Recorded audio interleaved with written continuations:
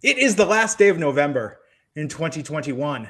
This is the Wrestling Inc. podcast. Good Lord, 11 months done for the year 2021. Where has the time gone? When we started this year, I was in my early 20s. Now I'm in my mid 40s. And yet it's just flown by in the blink of an eye.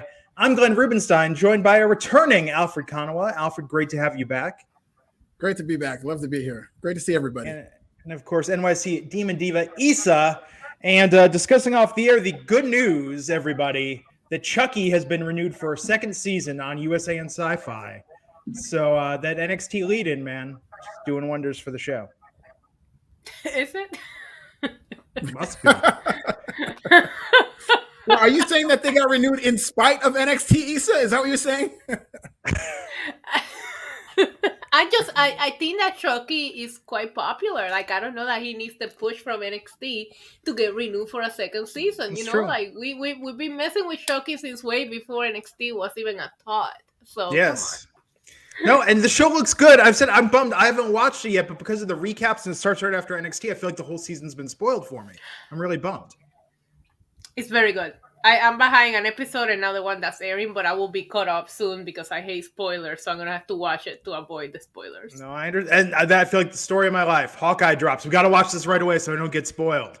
Spider-Man's coming out. Got to go see it right away so I don't get spoiled. Did you get tickets? I did not. The drive-in is not pre-selling tickets, so we're just going to show up early and hopefully get a good parking space opening night. Yeah, and, good luck. Hope for the best. It's like the Hunger Games out there to get Spider-Man tickets. Tickets going on eBay for hundreds of dollars. It's kind of crazy.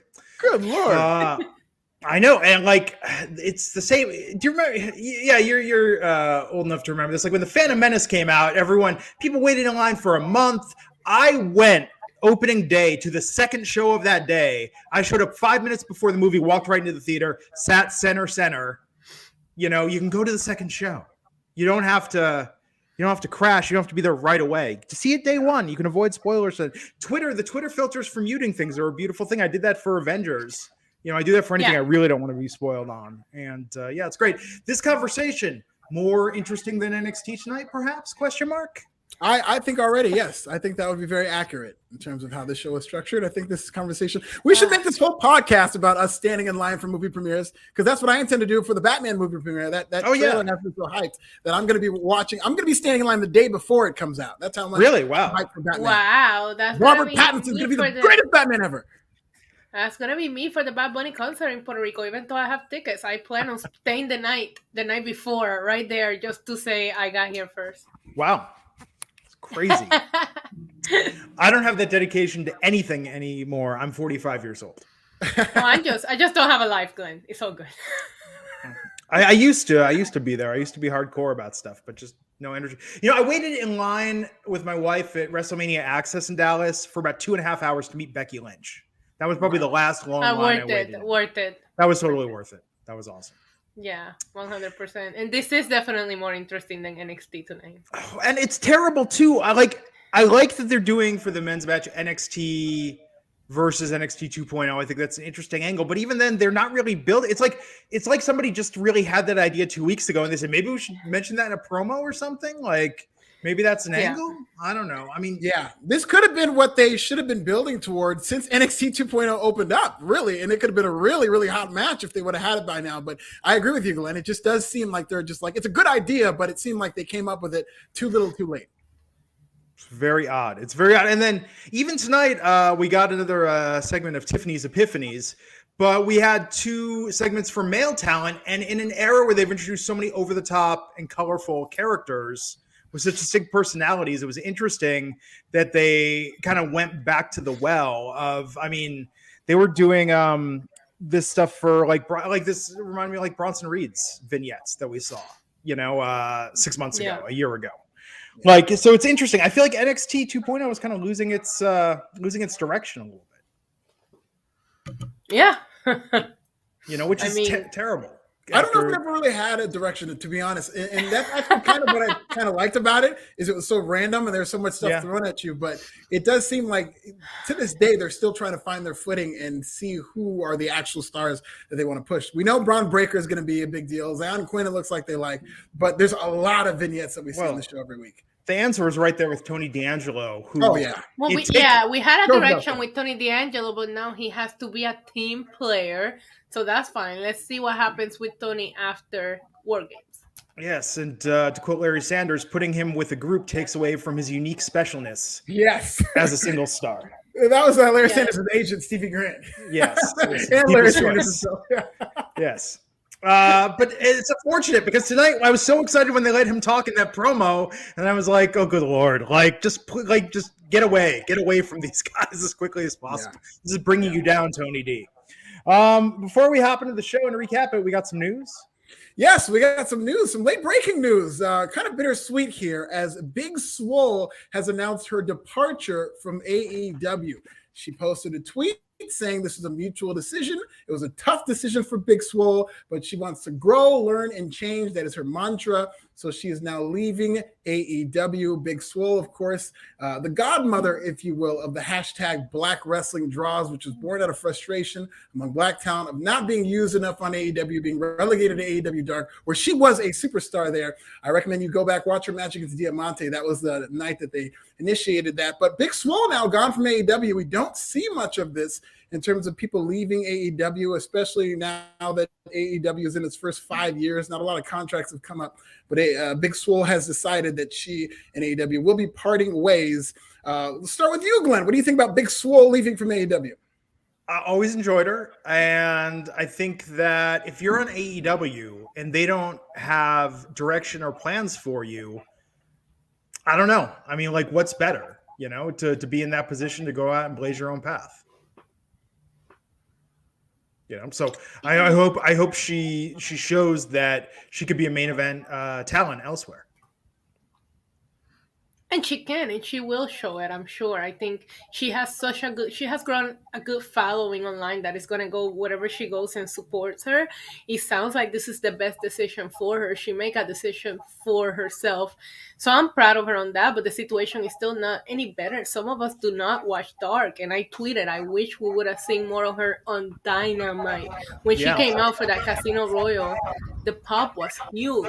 People wanted to see more of her, and we just never got to. Yeah, and it's funny because I always look at Big Swole and I think she would have fit in great in the original NXT, not even NXT 1.0 on Tuesday nights, but when NXT was around 2014 to 2016, where it was this cult thing and people chanted the superstars' names and stuff like that. She has that song where it's just Swole and everybody goes Swole, and that's something that would have really gotten over in NXT.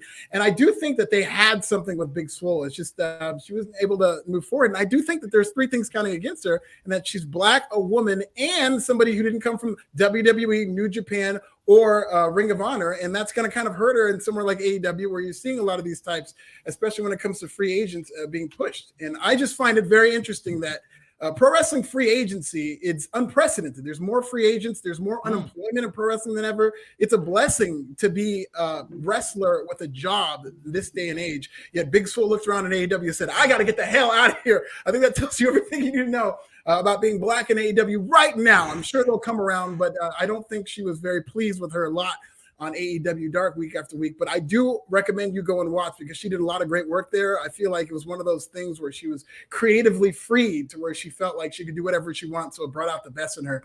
And she will be missed in AEW. I really did very much enjoy Big Swole anytime she was given the opportunity. I think she's got a lot of talent. Yeah, very much talent. And then we've got some rating news.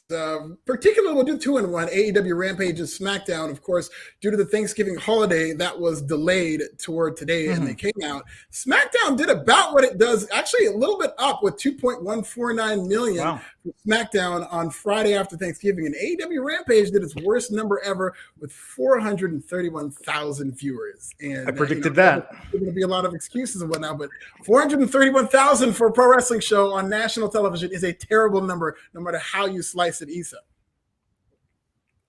That I expected them to take a dip on the ratings this week, but SmackDown didn't seem to be affected by the holiday.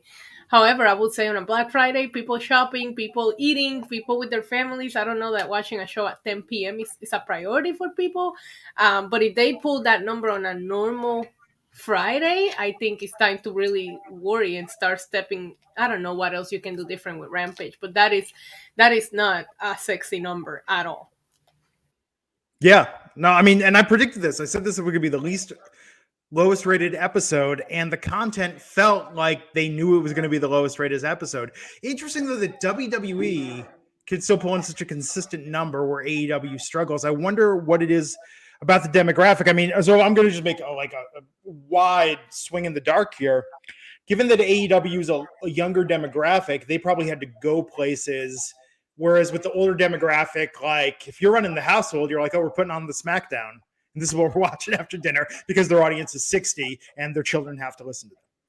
Yeah, you do find that the WWE audience is a lot more reliable because their base is much older. So not a lot of real world things affect them. Not a lot of like bar nights or like I believe it was St. Patrick's Day was one of the worst numbers AEW did because younger people are out partying on St. Patrick's Day. So a show like that's not going to do well with the audience. So it does tend to be a little more tumultuous for that audience, but by the same token, I just think that Rampage has been doing pretty bad numbers for a while now, and the fact that this is now the bottom continues to get more and more low. It just how much longer can Rampage do numbers like this? And I'm sure they're going to rebound next week, but oh yeah, definitely. Longer can they do the 400,000 to 500,000 range and continue to be on TNT on prime time?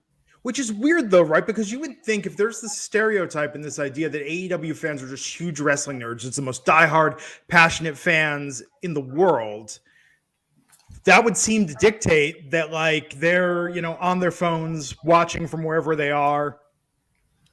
They're canceling plans. They're not going out to bars. And if they are, they're making sure the bar's showing it. It's kind of a weird flies in the face of conventional wisdom of like what it means to be a hardcore fan. Whereas WWE, I mean, I don't meet many people or see many people online that self-identify as hardcore WWE fans, yet they tune in every week.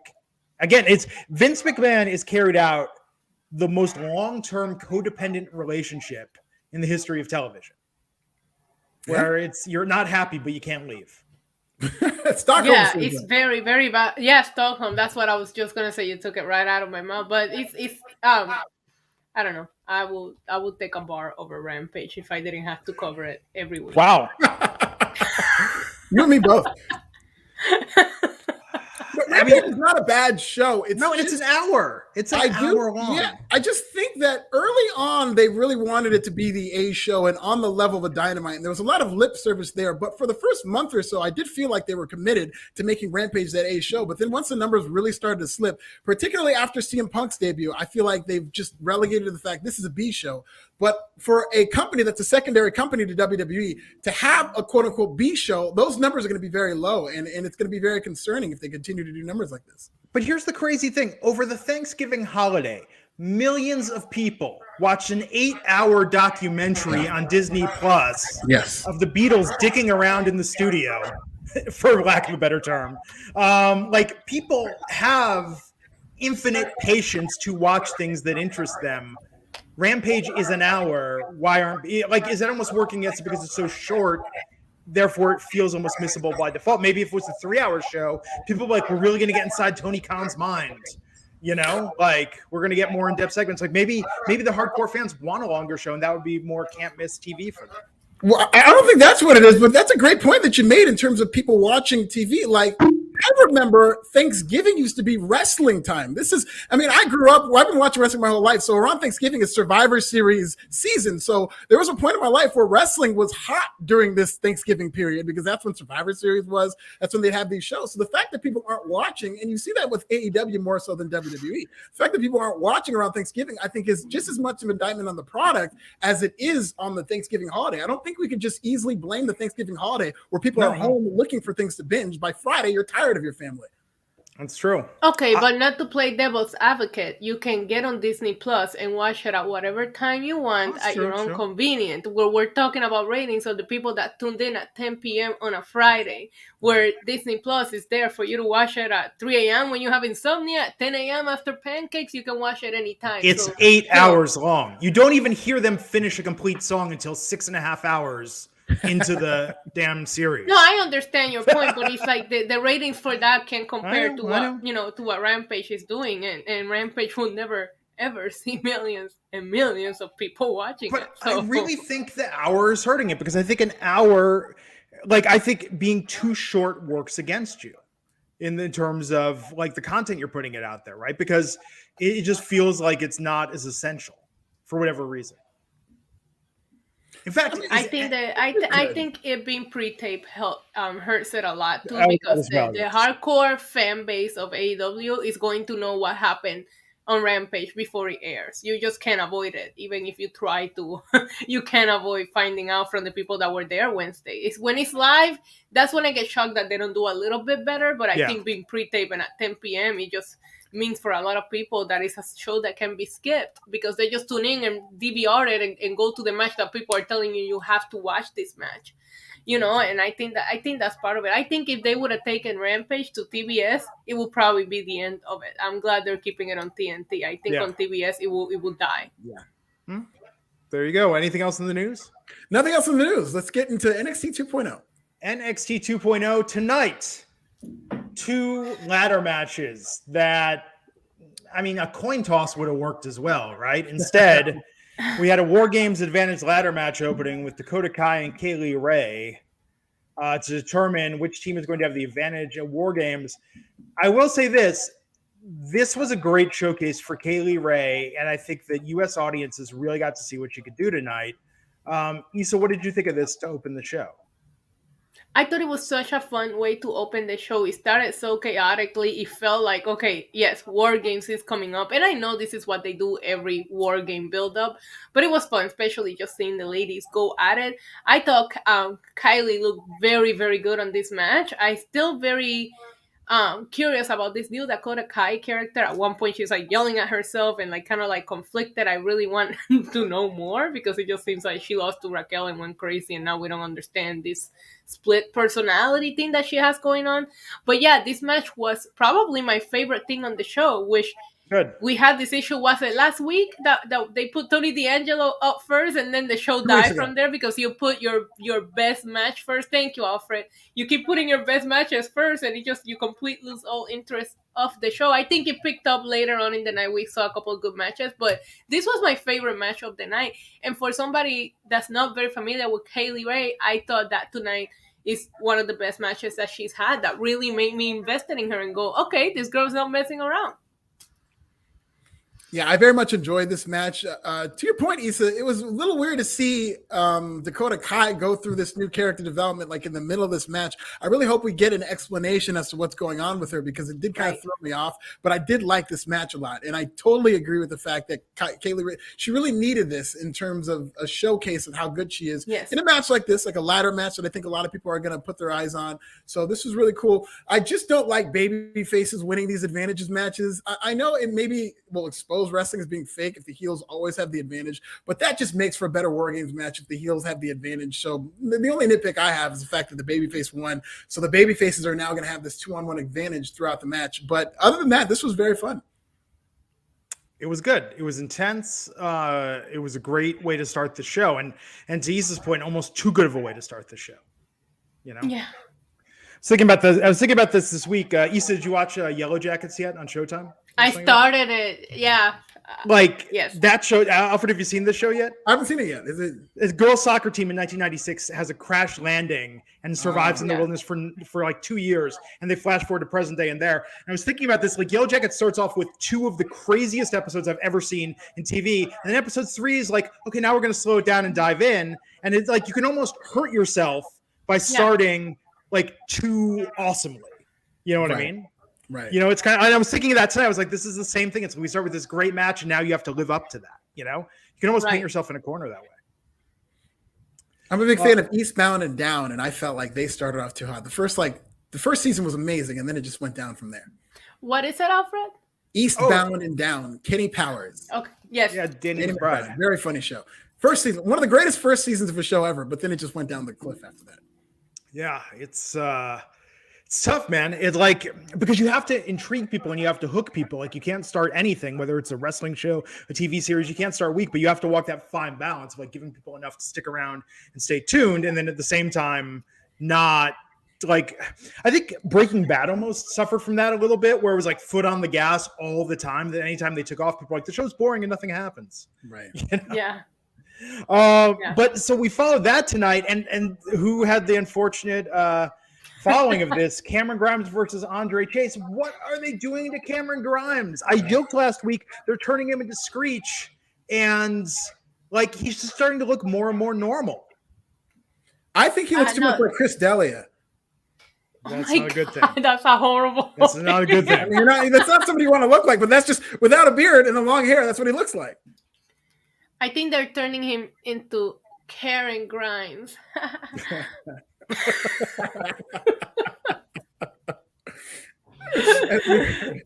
I hated myself for laughing at that line. Hated myself for laughing at that. I was like, I should not find this funny. First of all, I was extremely distracted by the plants in the audience because I guarantee you there's not 20 people that own a Chase U t-shirt. So I'm like watching all these people like, yeah. And I'm like, okay, plants. Definitely plants. Performance center people in there because nobody's buying those shirts. So that distracted me. And then the Karen Grimes line popped me. But yeah, this is not doing anything for Cameron Grimes right now. We'll see how it goes on the hair versus hair match that now, thanks to Photoshop, I really hope he wins because I do not want to see any of those versions of Cameron Grimes. Well, he won tonight, so using the Rajgiri booking math, maybe victory is not in his future against Duke Hudson. But man, like this night with Andre Chase. So you mentioned plants in the audience. I noticed tonight, and I feel like it's been a while since they've done this. Did you notice that they were pushing like, hey, come attend an NXT taping? Tickets available online. Doing that. Yeah. They've been doing that. That's been popping at every show. Like if you see it, go to our Facebook group or NXT. Because attendance is down. How many years could you not even get tickets to NXT? Yeah. Attendance is down because they're giving the seats to the plants wearing the Chase U. I think also they after the whole Izzy controversy, I think they want a new set of people to go into NXT who aren't like sabotaging their talents. Alfred, yeah, you know, super chat. Stephen Marcuccioli, $4.99. How would you feel about the NWO style angle with some of the release talent, Cross and Braun leading the charge? I kind of was joking about this with Survivor Series, like. That it seems they could almost do like an actual cool retribution angle with this, you know, and I hate to say it, given the promo we saw with Liv Morgan and Becky Lynch and talking about the cut talent and paychecks, I'm not ruling out that they would do something like this if they think that there's some real life heat to be had from bringing back some of the released talent to do this like more legit retribution angle. Well, I mean, forget WWE. Watch AEW, and I wouldn't think that they'd rule this out because it's nothing but WWE references lately. I mean, they've done a good job of it where they're referencing Miz, they're referencing WrestleMania, they reference the Undisputed Era. And I could see it just based on the reaction that WWE references get in AEW.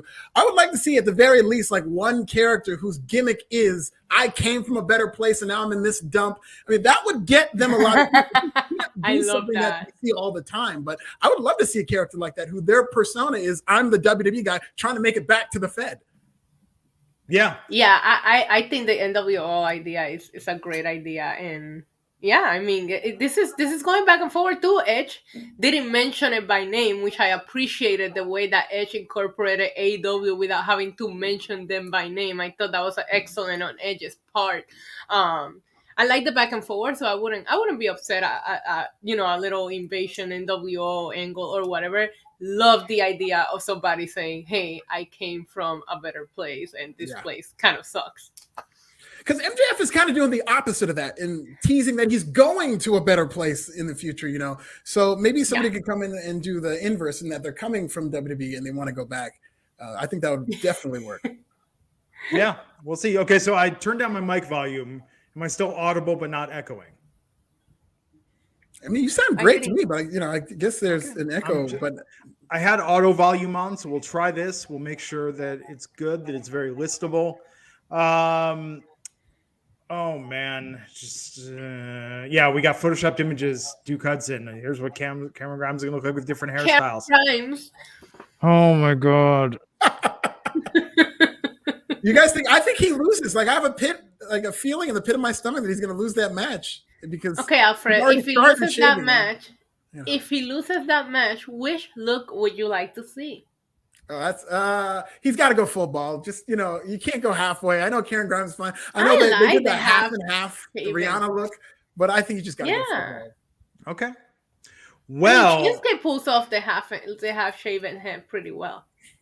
Is that still a thing? I thought that was out. I thought that was like in 2018 that went away. Is that? Listen, if Shinsuke still cuts his hair like that, it's still a thing. When Shinsuke stops, then it's no longer a thing. That's the greatest answer for that. There you go. So do you think this was a shoot vote tonight? Like legit for who was going to be in the main event with Johnny Gargano? I couldn't even find where to go vote. Yeah. Because I think if it was a legit vote, Tony D'Angelo would have won by a landslide. Oh, for sure. There would have been nobody else. So rigged.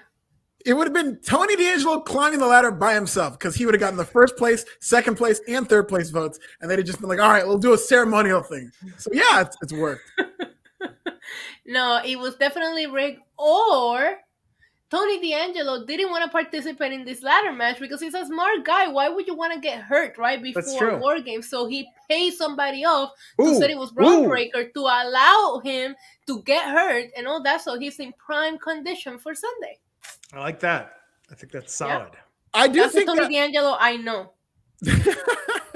They did. I will say this: they had that Ruthless Aggression documentary. There's like a 5-part documentary of season 2, and they spent a lot of time talking about Taboo Tuesday, and that was like a shoot because like they didn't know who was actually going to get picked, and behind the scenes, it was actually a legitimate. Alfred, but the options were so crappy that you knew who was gonna win. You kind of did, but it was like John Cena, and then there was like I don't know. Well, you know what I mean, like 4 jobbers and John Cena. One of them was like Batista, like the top Batista, I think Jeff Hardy, and then Shelton Benjamin. And they talked about how Shelton Benjamin won, and they expected Batista to win. But Shelton Benjamin won, so they had to go and call the match on the fly. So maybe WWE got inspired to do more stuff like the Taboo I would have Tuesdays. voted. I would have voted for Shelton Benjamin. Just saying. Yeah, I would have voted for him tonight. If I voted tonight, I would have voted for Shelton Benjamin. There you go. It was like John Cena, Hornswoggle. Who's it gonna be? Of course, it's gonna be John Cena. Like, come on. So, man, I was digging this vignette for Idris and Ofe tonight. Like, it was a little old school. It was good how they were building him, and then they said tonight when I face Solo Sikoa, it was like, oh, good lord, this guy's gonna lose. Yeah. Like that's where it just gave him a vignette. Yeah, that was just when the roller coaster went off a cliff was when that part happened. And it was like... Yes. Because there's no way. We all thought the same thing because I said that as well. Yeah. So...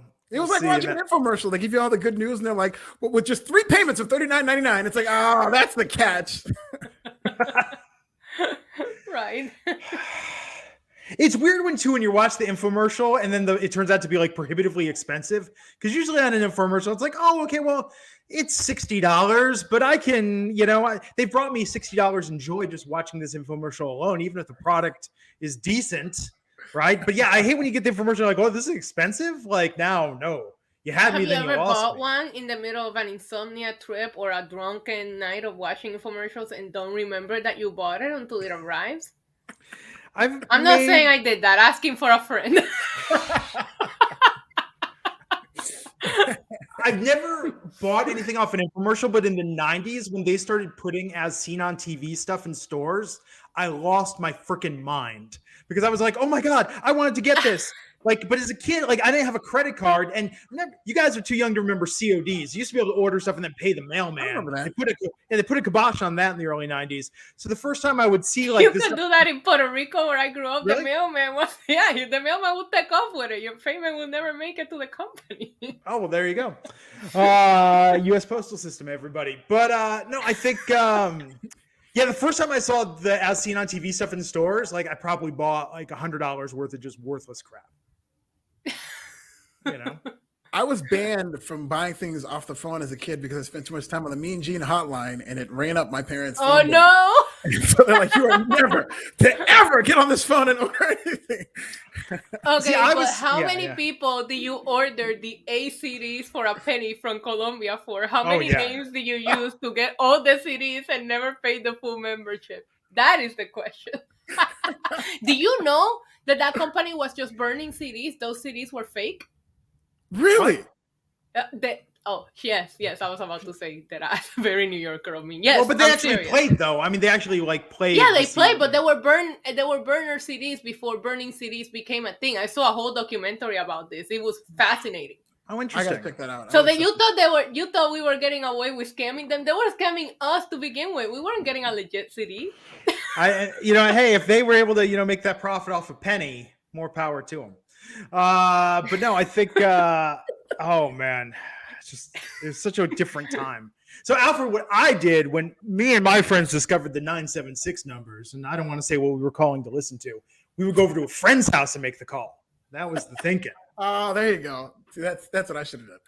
Yeah, that's the key. Listen, I'm an innocent girl. The only 900 line that I called was Walter Mercado to tell me like my horoscope. No, I will say what I remember from the Mean Gene Hotline is during the gobbledygooker around Thanksgiving when that egg was there, he kept teasing that it was Ric Flair. And he would say things that made you think it was going to be Ric Flair. So I thought it was going to be Ric Flair. And then it turned out to be one of the worst payoffs in WWE history.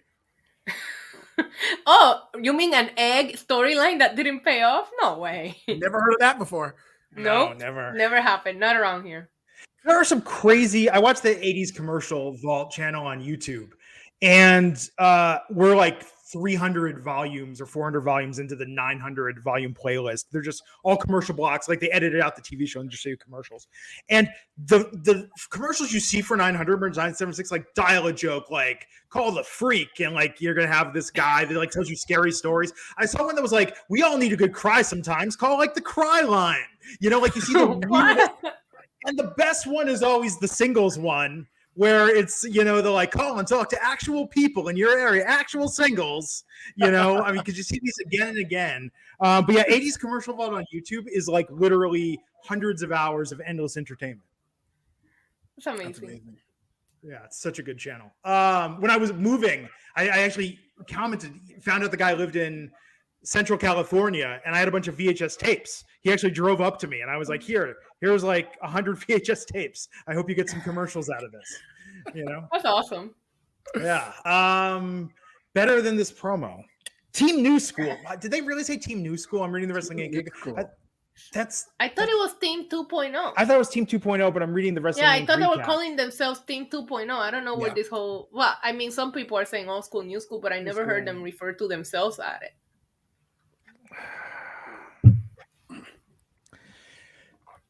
I don't know, man. Like, they should have been building the story since day one of the switchover. Yeah, the only one that's been selling it long term, I feel, has been Ciampa. I feel like Ciampa has always brought up how he's the heart and soul of the old NXT, and I mean, I think that's about it. Everybody else never really you didn't have any of these guys interact, especially the 2.0 team, or actually even the old NXT team. They weren't hanging out with each other until a week ago. Yeah, the best rivalry in this is Tony D'Angelo using P.D. Poppins. Like, they better get a singles feud after this with Pete Dunne and Tony D'Angelo. Because P.D. Poppins, I think, that's legit clever. Okay, so what do we like more, P.D. Poppins or Punky Brewster? Because MJF popped CM Punk, Punky Brewster, and I popped. P.D. Poppins is more original. Punky Brewster is funny, but it's like, it's Punky Brewster. It's not original. Knows about it. I think P.D. Poppins is better. And it caught me by surprise, too. Still bummed the reboot got canceled, which I only got like a couple episodes into. Saved by the Bell reboot dropped a bunch of new episodes, though, over Thanksgiving. That is like shockingly funny, including an episode with like solid Showgirls references, which with Elizabeth Berkley. Yeah, Showgirls, one of the greatest movies ever made. Ever. Versace. Saw that in theater. Versace. How Slater? Is Slater in like every episode, or is he just kind of go in there and just come back like? No, Slater and Elizabeth Berkley are the two most prominent OG cast members. We have to ask. I have a theory that Mario Lopez has like at least 100 clones, so he can be at everything, everywhere at once. Oh my god! I think it wasn't the Showgirls episode; it was the one before that this season, where he's in therapy. And he's talking to therapist, and he's like, and that's why I just don't know what the Undertaker is going to do now in retirement. And the therapist is like, oh, we need to talk about Slater. And he says, WWE superstar Heath Slater. Like, so Mario Lopez letting his fandom come through in the script. And he also appeared at SummerSlam. He was very good in that backstage segment. Yeah, no, he's great, man. He's great. And it's funny to think that like Kids Incorporated is where he got his start way back in the early 80s. But oh man, I'm trying to get excited about this promo tonight. Like Braun Breaker. I mean, like they're positioning him as the leader of this team. I just think that compared to Carmelo Hayes, Tony D'Angelo, like Braun has so little charisma. Grayson Waller thinks he has a ton of charisma. It's very I don't weird. think I do think he does have charisma, but as a promo, and I do think his promos are fine. I just don't think he shouldn't have been the point man cutting this long-winded promo. I don't think that's where his strength is. Yes, that's what I mean. Rambling on. And then I really started thinking about Scott Steiner because this is exactly what Scott Steiner was. Scott Steiner was a fine promo, but you let him talk too long, he's going to end up like messing up and saying something dumb or saying something crazy. And that Braun Breaker has that. And so maybe it's just because he sounds a lot like his uncle, but I feel like the first like 30 seconds of this promo, it's like, wow, he's got me fired up. This is pretty good. And then they just kept going on and on and on. I don't think he should be cutting these long-winded promos. I have just two things to add. Moving forward, I would love for us to refer to Braun Breaker as Booty Nephew. I think that's what he was called, Big Bad Booty Nephew. That's how I will be referring to him in the future. Just want you guys to know this. And I hated everything about this, and I hate that they put Tony D'Angelo in a segment that I hated. Yes. That's all I have to say. I like Tony D'Angelo's promo though. I honestly I did too, but the problem is like, did you even remember it by the time this guy finished talking? No. Oh, God, I wanted Tony D'Angelo to like pull $100 out of his pocket and pay him to shut up. Tony D'Angelo, go buy you something nice, honey. Like that's what he should have done. Johnny Gargano said, "We paved the way in the old school. We paved the way for you." And then Tony D'Angelo, Tony, please forgive me. Please, still, I hope we're on to get somebody to move these boxes out of here. Oh, no. But please forgive me. I feel like they found a discarded Enzo promo backstage, and we're just like, read this. You might have paved the way, but there's potholes on this road. Eh? Like it was not great. So bad. It was bad. Yeah, it was. It was bad, and I don't like seeing Tony D'Angelo in a segment that I just didn't like. So this whole segment was a big L. I was not a fan of this segment. And how in the F does Grayson Waller have a T-shirt available on WWE Shop before Tony D'Angelo does? Tony D'Angelo doesn't have any merch, and I feel like maybe they're trying to build anticipation, or maybe there's still. Is there a design for Tony D'Angelo? Like it doesn't matter what you design; it's never going to be good enough. So maybe that's the problem. They need to sell velour tracksuits.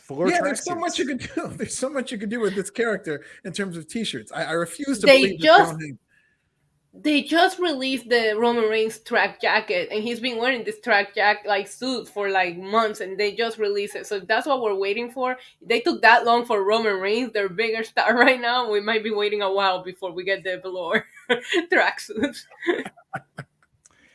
I don't know. This is tough. They should have been building this storyline for the last 2 months, and instead they're building it for 2 weeks. But they didn't even announce War Games until like 3 weeks ago. This seems so unorganized. As Alicia A is saying, they're pulling Tony down with the rest of them.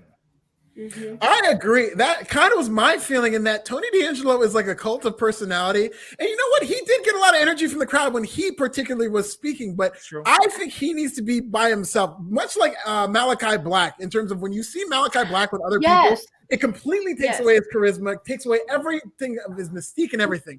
Tony D'Angelo needs to be in and of himself. He's a guy who travels by himself. He hires hitmen by himself. He does not need to be palling around with anybody. That is such a great comparison, Alfred. I appreciate that because I felt that way when I saw him like in the 3-man tag on Dynamite. I was like, what is this? No. And then you go into the dark entrance and then he's just standing in the corner waiting to be tagged in with the other guys. And I'm like, no, I don't like this. I hate it. Stop it right now. So this is also a little ponderous. Kyle O'Reilly and Von Wagner are the new #1 tag team contenders and beat Legado del Fantasma tonight. Okay, like whatever. This team does nothing for me. I just want to see Kyle O'Reilly. God love him, but he needs a change of scenery. So if he needs to go to AEW and do the Undisputed versus Young Bucks, that'd be fine. But especially this pairing, these two guys, I think each of them needs somebody with more of a personality. And they took these two guys who don't, their personality is not their calling card, and they put them together. And I just don't think it's working. Why doesn't Von Wagner go hang out with Brooks and Dunn and they can be a trio? Is he still Adam Pearce's goon? Like, what are we doing with that storyline? I don't know, man. Not like WWE to drop a storyline, I do like the Brooks and Dunn idea, though. I would like them as a trio. I think that'd be a lot of fun, actually. I think that would work. Zion Quinn came walking down to ringside staring at Elektra Lopez during this. I'm in it to see where that goes. And again, Elektra Lopez, biggest star, only got a Del Fantasma. Yeah. I will say, okay, because WWE and the announcers are playing up all the sexual tension, this, that, and the other tension. I do feel a tension between those two, but it's kind of ruined with WWE continuing to pound that over your head. But it's like, I do feel that there's something going on there and that they're doing a good job of relaying that. But I just don't like the fact that Santos Escobar was one of my favorites on NXT, has kind of been relegated to a background role. They're not doing anything with this guy. Agreed. I'm 1000% with you here. We had a Tiffany Stratton vignette. Horrible tennis player. Horrible. They make it up that she's this great tennis player, and they show her like actually playing tennis. They should not show her playing tennis. They should just tell you that she's a great tennis player, because she's not. I was a child tennis player growing up, and she has terrible form. Come see me, Tiffany. I'll teach you. Well, Alfred, now that you bring that up, allow me to bring my observation, because I hated this video package because you cannot show her in, Hollywood or whatever, Beverly Hills, shopping at the best stores. You show Tiffany, you show Gucci, you show Prada, and then you show her walking around in white bags. I might have shopped at a designer store or two, and let me tell you something, the bag is probably half the price. Those bags are fancy. Girls keep these bags forever because they're so beautiful, and you recognize the store just based on the color of the bag. This girl is not going to Tiffany and walking out with a white freaking paper bag, okay? So she was faking it. My She's wife not rich. She's fake rich. My wife did say she comes across a little bit like New Money, and it's a little obvious. She does. I love that observation. You're not going to get any of that observation anywhere else in pro wrestling than here. That's a great take, Isa, in terms of her capping on NXT TV. But dissing her. Yes, capping. That's the right word. Capping. Oh, come on. Like I don't walk around all of New York City every time I buy a pair of red bottoms with the bag like this, making sure everybody knows what I'm carrying. Come on. Actually, I think the opposite. You see people that carry the designer bag with like a bunch of crap inside. It's just to look like they're fronting. Yeah. This girl did the complete opposite. What's up with that? Like, how do you miss that part? Maybe they don't think that you have. Maybe they don't think they have females watching. I don't know. My younger brother, and I hope none of his ex-girlfriends are watching, would go on eBay and get the Tiffany box, and then put like much cheaper jewelry in the Tiffany box and give that to like Christmas time. Horrible. That's horrible. They never knew. Hey, the box, come on, with the box is like 50% of the experience right there.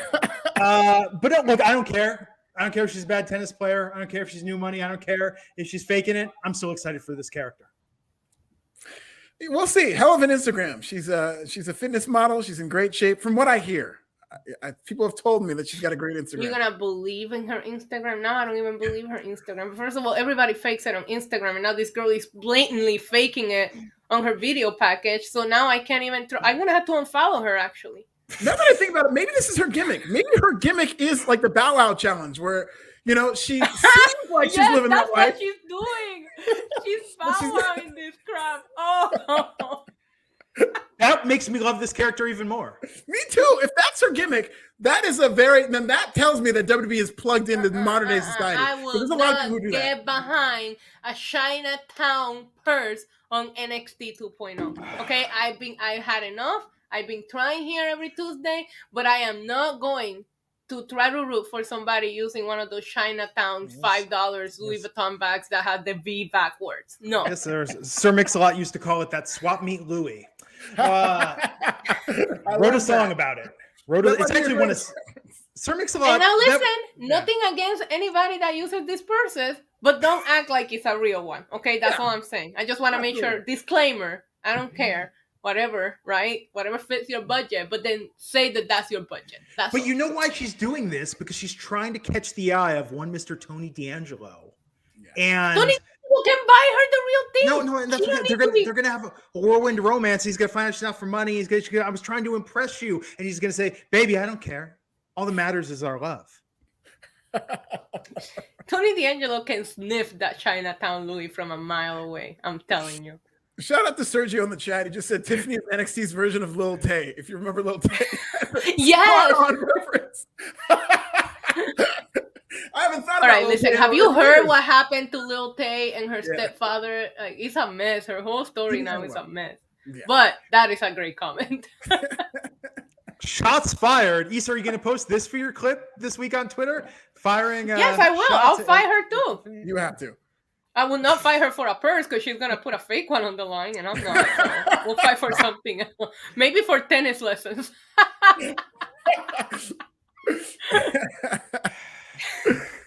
Tiffany Stratton, I'm still a fan. This. I still believe in you, Tiffany Stratton. No, I can't wait for her to debut. It's going to be great. Dare I say that Joe Gacy's all-inclusive invitational at least had potential. It sucks, but this could have been funny. Coulda, woulda, shoulda. I have to come out as a Joe Gacy apologist, you guys. I have to do it full-fledged. I'm not necessarily proud of it. I know that a lot of people are upset with this gimmick, and rightfully so with how it's going. But I do like the satire of an all-inclusive invitation. You're satirizing wrestling. Yeah. You're satirizing the woke left, which is what they're making fun of. And you're including everybody. And the fact that he was getting ready to fight a woman with a stiff cock as a music. This is good satire, okay? Like, it might not be for everybody, but it is exaggerating what I think is a problem with people getting a little too radical sometimes, whatever.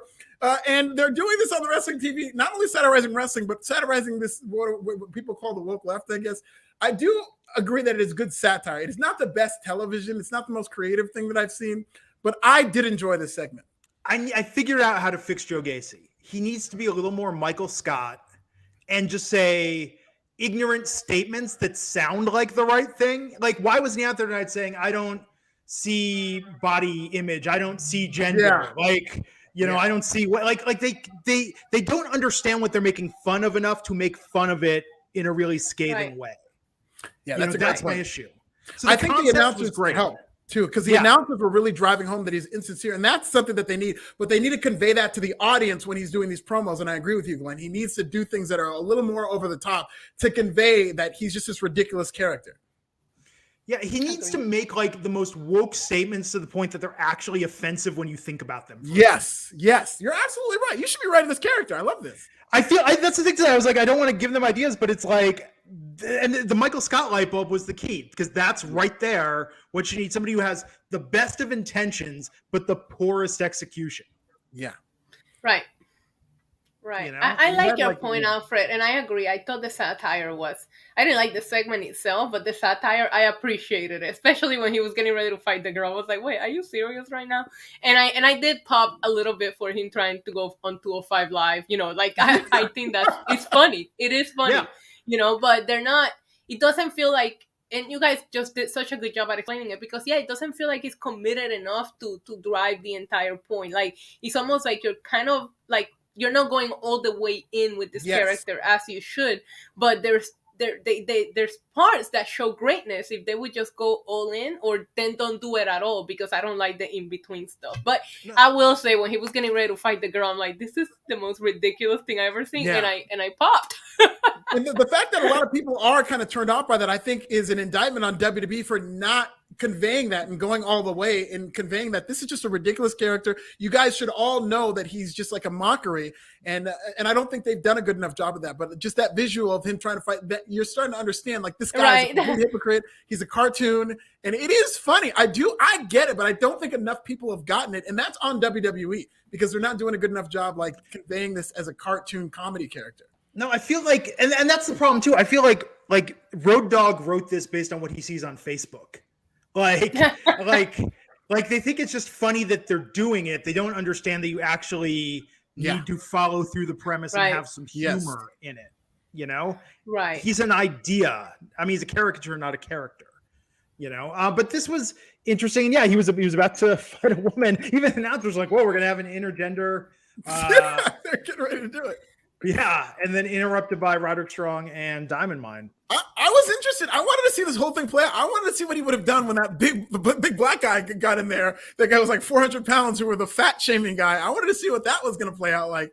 Because I don't know if he would have had good luck with him. Maybe I wanted Ivy Nile to take the girl spot and kick his ass. That's what I wanted to happen. Yes, that is 100%. And why didn't they do that? That was a layup. It would have been perfect. It would have been so perfect if that's what happened.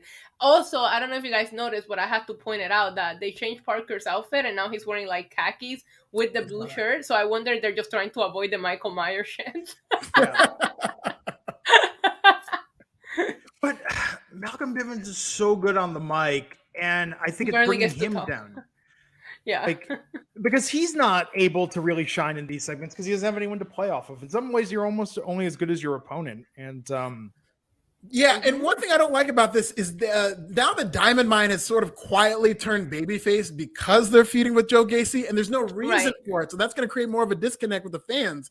I think there should have been some angle as to why should we be cheering for the Diamond Mine. It's not enough that they're just feuding with Joe Gacy. There needs to be a reason why we should be getting behind Diamond Mine, and I think that's part of the problem with this.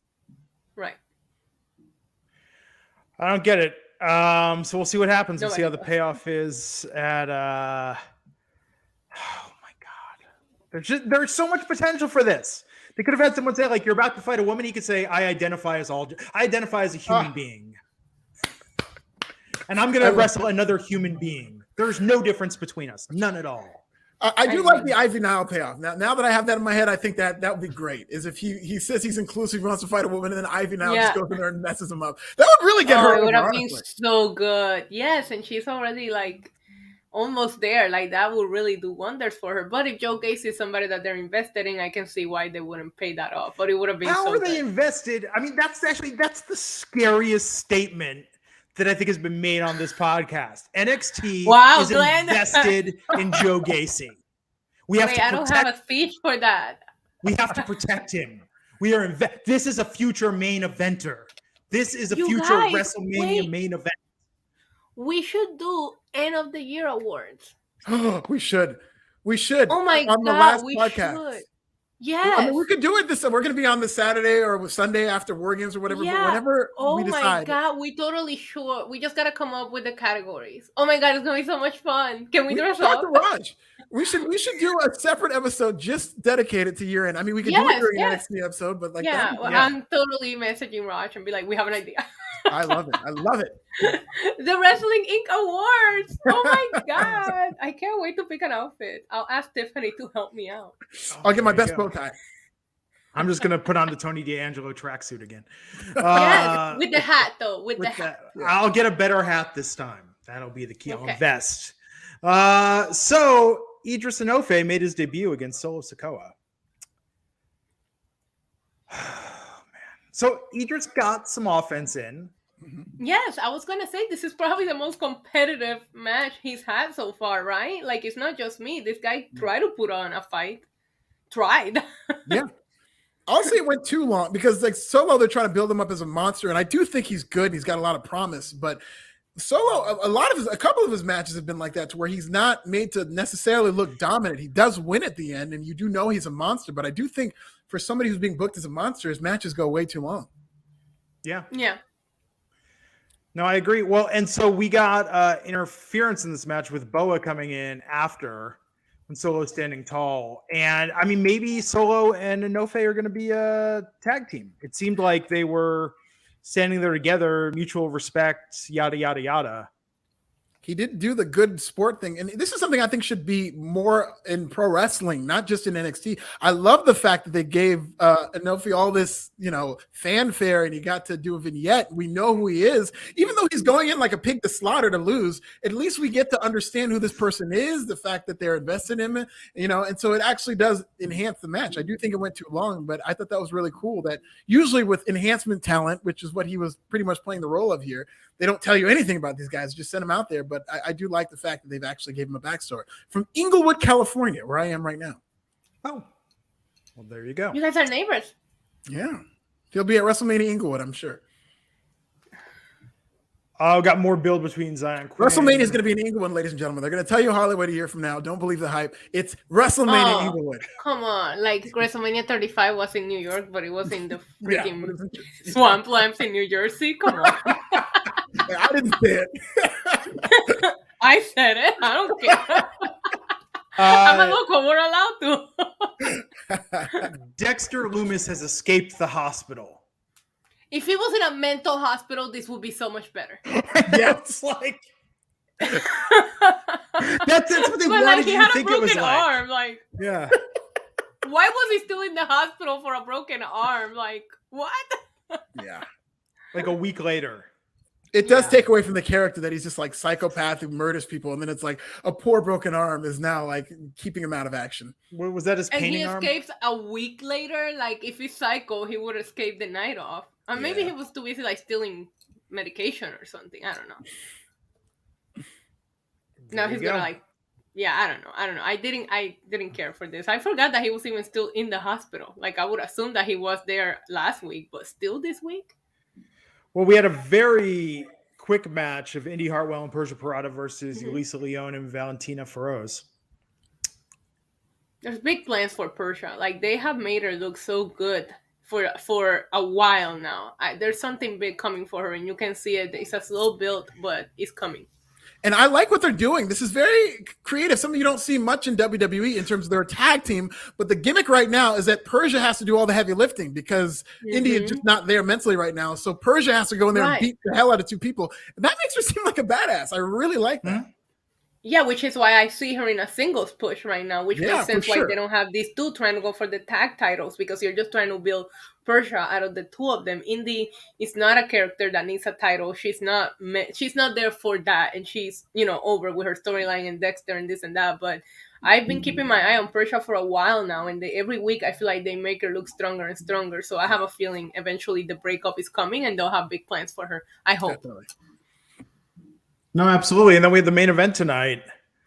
Wait, you skipped the MSK? Oh, that's right. That's right. I love it. I watched the segment thinking like they should be the champions. Like, I'm so mad they lost that title. Even more so I now. agree. We were talking about this last week. Like, why is the most over tag team in the division right now just getting these vignettes? Yes. Right.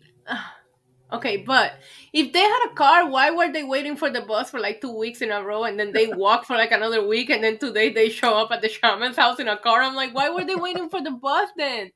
I'm so invested on finding out who he is. Like, I cannot believe how stupidly they got me into this storyline. When they showed like the figure of the person, and then they didn't show us who he was, I was so angry. Yeah. I was like, we've been waiting 5 weeks for this. Come on. I love it. And they even said like it's been 5 weeks. I mean, so we saw their shaman, I believe they referred to him as. Yeah. Backlit and in fog. Who is it, Alfred? Do you first? I like the idea of Jeff Hardy, which was brought up a couple weeks ago, but I just don't think that that's going to be. I'm going to say William Regal. I think the shaman's William Regal. I'm going to say Samoa Joe. I mean, that silhouette did not look. It didn't have the build of a Samoa Joe, but it could have been a cutout. It could have been a cutout. Like, it could have been a decoy to fool us. Sure. What if it's Triple H? Oh my God. Stop it. Glenn, why did you say that? Why? That was going to be disappointing. The thing about that is that Triple H's comeback, I think, has to be, especially if it's on NXT, it has to be something big because of the reason that he was off TV. It's very real life. It was his heart. And I think it should be something more poignant than being a shaman. But that would be a great payoff. It's just, I don't think they would blow away Triple H's comeback for that. No, I agree with the chat that thinks Trevor Shook saying it's got to be RVD. I mean, it could be. I don't know. Just got married. Don't know. Who was sleeping on the couch in the backstage segment where we learned Dexter? I didn't know that either. What was that? With the onesie? I don't know. And the main event, Braun Breaker versus Johnny Gargano. I mean, they're giving Braun these opportunities, man. Ciampa, lengthy match with Gargano. Like, what did you think of the match tonight, Isa? I mean, the match was fun, but I mean, I don't know. I can't get behind Braun Breaker quite yet. There's just something. Maybe it was the promo earlier that was a bit of a turn off for me. Like, I hated that segment, so maybe I didn't go into this fully invested. But it's Johnny Gargano, right? I really, really. All right, confession, okay? I wanted it to be Johnny Gargano and Carmelo Hayes. And because it wasn't that, I didn't care. There, I said it, okay? But overall, fun match. I wanted Gargano to win as well. They're making the old guys look like chumps right now. Like the 2.0 guys just keep making them look dumb. But 2.0 has to win the match at War Games, right? You can't say we're this NXT 2.0 era and the black and gold dominates. They freaking better win that match at War Games if you're calling this NXT 2.0. Like, this is a match that they have to win. Absolutely. And I hate this. I could have called this. I could have turned off the show the second Braun Breaker won. It was like, and now everyone's going to pile out and there's going to be a big brawl. Like, right. Because we started the show with the women of War Games brawling. You have to end it with the men brawling. It's almost like, let's not be creative. It's just, we're just going to do it this way, right? You know what I mean? Like, and because they haven't built a storyline, it doesn't make sense why they're all brawling everywhere. Just because War Games, that's literally it. I feel like other War Games, like, and I know, Glenn, like, you're a big NXT fan. Other War Games made sense. These people have feuds for so long that it only makes sense to end it here. This one doesn't feel that way. And why is Tony D'Angelo? I know, like, Tony D'Angelo needs a match at War Games. I get it. He's the solo match. Yes, preferably for a title.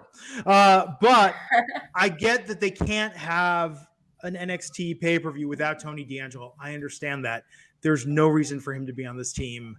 There feels like there's almost no stakes going on here. I mean, Grayson has cut some promos. But I think that, like, this is really about Braun Breaker, though, right? It's like this is Braun Breaker versus the old guys, essentially. Like, Braun Breaker's the one with a real story here.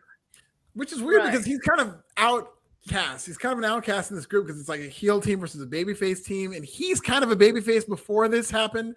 And so now he has to be part of the new guys playing like a heel. But yeah, I do feel like it's about him. And then also I saw Draco Anthony. They did a vignette on a character named Draco Anthony, which could be fun. Yeah.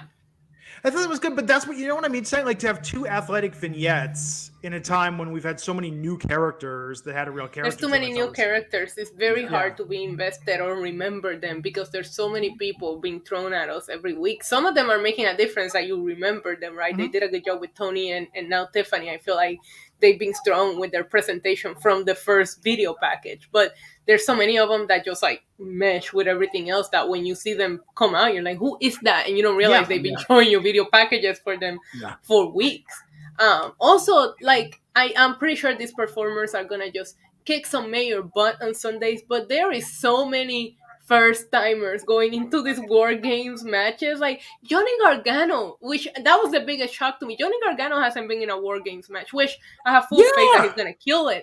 But there's so many people going into these matches that have never been in one that I'm just hoping that they're rehearsing it and it goes well. I have full faith in them. But War Games is no joke. And they used to put people in there that you knew you didn't have that war in the back of your head, you know, on this one, especially for the females after watching that. Was it the ladder match at Halloween that we saw a bunch of very scary spots?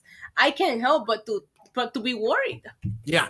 I agree. I completely agree. Especially if a War Games match, it's a completely different thing. And it's even more risky in terms of the danger because you know they're going to do those spots off the top of the cage and they've got all this stuff going on. They're going to have weapons, probably a ladder in addition to the War Games match. So I, too, am very nervous in terms of both sides, the men and women, in terms of the experience level going into a match like this because it could be very dangerous. And I wonder how they're going to, like, fit it in, like, how they're going to stage it in that smaller space, too. Yeah. Because they used to do War Games in, like, a normal-size arena, or I don't even think they ever did War Game even in Full Sail. I think they were going to actual arenas for it, right? I don't know. So this is interesting. So Sunday we're all going to be here, right? We're all doing the War Games coverage? Yes. Okay, so we got Raquel Gonzalez, Io Shirai, Cora Jade, and Kaylee Ray versus Dakota Kai and Toxic Attraction. We've got the men's War Game match, Ciampa, Gargano, Pete Dunne, and LA Knight an old school NXT legend, LA Knight, so associated with the history of the Black and Gold brand, versus Braun Breaker, Carmelo Hayes, Grayson Waller, and Tony D'Angelo. That's the other War Game match. And Tony D'Angelo wins. Tony D'Angelo's got to get the win. I have a feeling Braun Breaker is going to get the win, but Tony D'Angelo should get the win if there's any justice in the world. Right. Roderick Strong versus Joe Gacy. I'm thinking that's going to be kind of a shorter match for the Cruiserweight Championship, maybe. Who knows? Imperium versus Kyle O'Reilly and Von Wagner. That will probably go on way too long for the NXT Tag Team Championship. Cameron Grimes versus Duke Hudson. I think that will also be. I bet you if someone's head is shaved, the head shaving will be at least half as long as the match before that. Yes. Yeah, I can see that for sure. So I don't know. This could be a really tight 2.5 hour pay-per-view on Sunday. Yeah, maybe it'll even be 2 hours. Maybe it'll go under the 2.5. But can you do 2 War Games matches in 2 hours? Oh, that's right. Yeah, if they're doing 2 War Games matches, especially the way they're timed out, there's probably going to be 2.5 hours, 3 hours maybe. But before then, Friday, we got SmackDown. We got the Rampage. Yay. Looking forward to it. Yeah. Everything's Beastie's back. coming back. Brock Lesnar's coming back. Beastie. We call him Beastie here. Beastie. Yes. Is that going to be Sami Zayn's new gimmick where he keeps getting world title opportunities, but he gets upstaged? Because technically he was supposed to get the WWE title match after he found the egg or the person who stole the egg. And now he's doing that with a universal title. And I just think maybe he goes to NXT and he gets a world title match and they tell him. Oh my God, that would be funny. I like that gimmick, actually. I like that idea. I think he's going to end up getting Liv Morgan and he'll get his shot in an episode of SmackDown and then Brock will get the pay-per-view. We shall see. So thank you everyone for tuning in tonight. Isa is at NYC Demon Diva. That's Diva with the 1. Alfred is at This Is Nasty. I'm at Glenn Rubenstein. Thanks everyone for tuning in, and we'll get you back here next time on the Wrestling Inc. podcast. Take care.